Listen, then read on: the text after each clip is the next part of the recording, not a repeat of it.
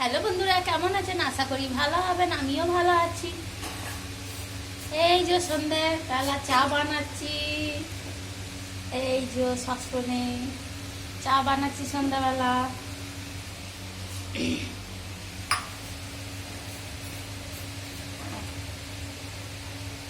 চাটা একটু ফুটুক, চাটা ফুটলে না বেশ ভালো লাগে।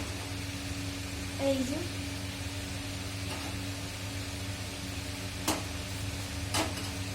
হ্যাঁ, আমার এমনি করার অভ্যাস। চাটা কি হয়, ফেপে যায় তো, ওই জন্য পড়বে, ওই জন্য অমনি কথা থাকি।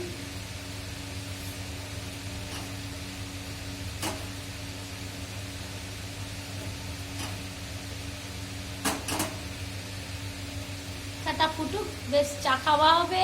আপনারা খেয়েছেন, সবাই কমেন্ট করে জানাবেন। বিকাল হলে মানুষের চা, সন্ধে সকাল একই কথা, কিছু হোক না হোক। চায়ের দোকানে ভিড়, বাড়িতে ভিড়, মানে চারদিকেই ভিড় ভিড়, কি আর বলবো, চা আর চা।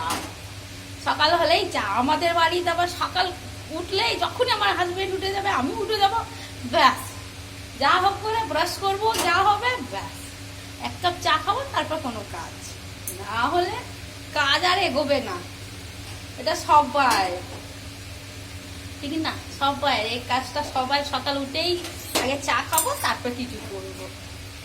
চায়ের দোকানে ভিড়, বাড়িতে ভিড়, সবাই সবাই। বেশ ভালোও লাগে সকাল সন্ধ্যে চা।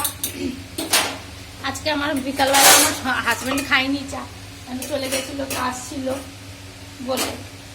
শুধু চা খাবো কেন, চিড়ে পোলাও খেয়েছি, চিড়ে পোলাওটা খেয়ে নিয়েছি, ওই জন্য আর কিছু খাবো না, বিস্কুট ফিস্কুট, শুধু চাটাই খেলেই হচ্ছে।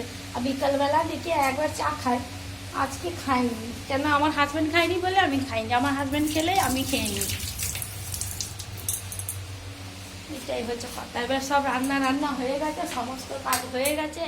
অ্যাডজাস্ট ফ্যান বন্ধ করে দিয়েছি, জানলা বন্ধ করে দিয়েছি, নাহলে টিকটিকি ঢুকে মশাই বসে থাকবে। মশাইটা ওইখানেই বসে, জানলার ঠিক ওই ধারে, ওই যে ওইখানটাই।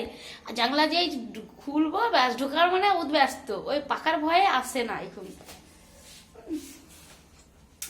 জীবন তো সবার, মানে জীবনের ভয় থাকে না, ঠিক ওইভাবে হচ্ছে কথা।